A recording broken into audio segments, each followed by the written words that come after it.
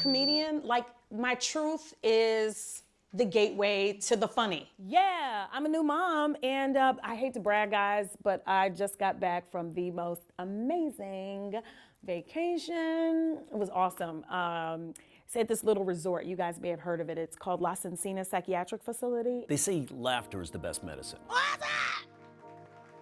I'm Angelina Spicer. Why is laughter the best medicine? Because when you laugh, your brain releases the same exact feel-good chemistry it releases when you fall in love. Be honest, does this baby make me look pregnant? And if love isn't healing, I don't know what is. So if you think about it, this world needs laughter. I didn't even know that Black women could get postpartum depression.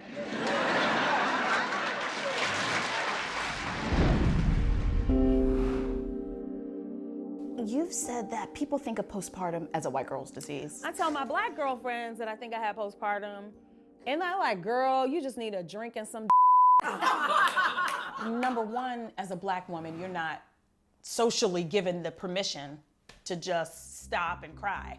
Like, we want to do that so badly.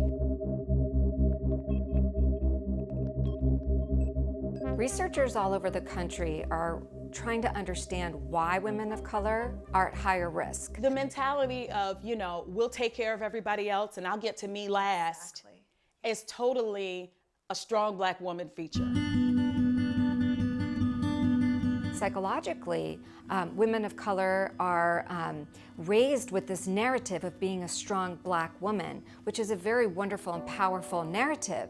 However, when one is feeling weak, when one is feeling depressed, when one is feeling anxious, they need to feel comfortable to seek out professional help. If I don't talk about it, I'm going to go crazy. As a clinical psychologist and a scientist, I think about these things from a biopsychosocial perspective.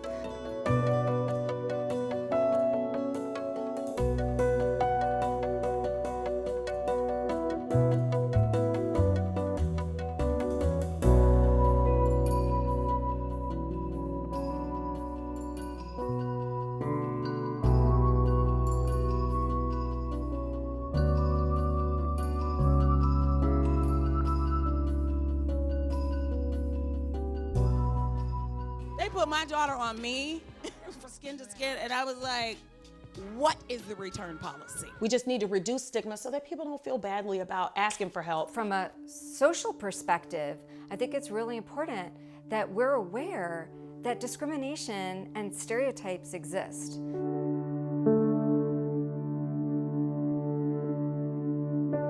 So it's really important for us to have diversity in the voices that we hear. This process of creating the documentary and telling my story really is truly healing me. And I hear about women who have either hurt their babies or hurt themselves or have run away or who are locked up. And I think to myself, like, wow, I made it. I made it, and that is something that I don't take for granted. If you take your pain and your flaws and you speak of them and you receive laughter as a result, they're no longer your flaws. They are your power.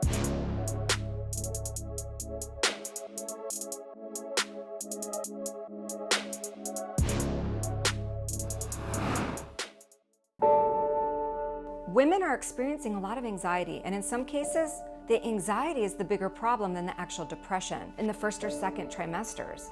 And so what we need to do is focus on the solution.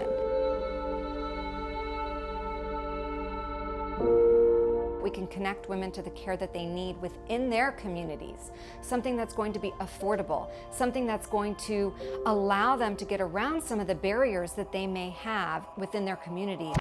Can we talk about how you managed to get 3 bills passed? My Instagram followers call me Senator Spicer. Okay. I am what I call an accidental activist, okay? I never intended on lobbying on nobody's Capitol Hill. The year 2020, we're talking major change. One is for mandatory screening, because you can't assess a problem that you don't know exists. number one. So that's the first bill that was passed. So we want to be screening and asking these questions in a culturally sensitive way to everyone, because we can't know just by looking at someone whether they're going to be at risk. We're all potentially at risk for developing depression and anxiety. The second bill that was passed was to train medical staff to actually be able to administer these screenings so that they know what signs to look for. Right. They know exactly what the problems could be. As providers, we can be allies, again, by getting that training to ask the questions in the best possible, most sensitive, culturally sensitive, and just non-judgmental way as we possibly can, that we can be solution focused. We need to know about those. We need to be educated on that. And the third was for federal funding to implement a referral system for it all. So it's like the help will be there. All moms have to do is just say, I need help, I'm not well, I need resources. So one of the newest programs that we have at Cedars-Sinai is a newly funded program through LA Care. And this is something where it's a two-prong approach.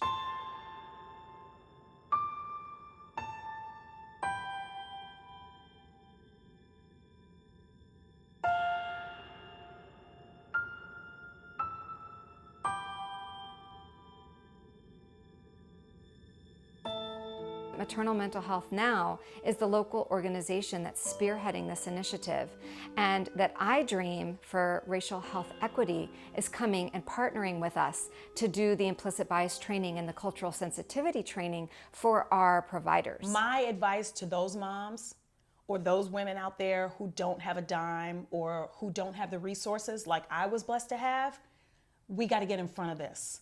We have to prevent it. Give information, reduce stigma so that people don't feel afraid to ask for help and that their needs are met with help. Absolutely. We need infrastructure in hospitals. We need family members. Even if the hospitals or the legislative process is slow, we need to be able to look into our family's eyes and say, I need help, and our family meet us where we are.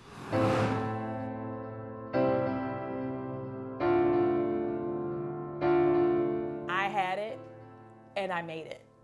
You know, I feel like we can all be an ally to each other if we were just transparent and open and honest about it. So we need that perspective because we as men don't have that experience, which is why women then become an ally to comedy and an ally to healing and an ally to the best medicine. I feel really responsible not only for other people's healing, but also for my own. That's why we need the female perspective. That's why it's not only important, but essential. And I really, really hope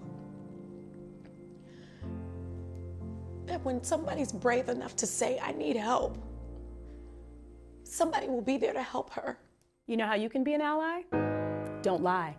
Speak up.